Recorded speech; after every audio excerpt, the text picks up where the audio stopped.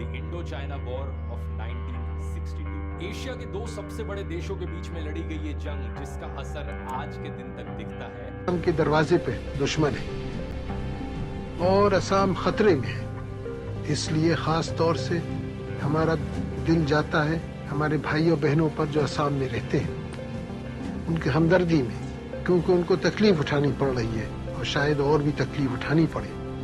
हम उनकी पूरी मदद करने की कोशिश करेंगे और करेंगे, लेकिन कितनी ही हम मदद करें, हम उनको तकलीफ से नहीं बचा देंगे। Red China poured troops over her northern frontier.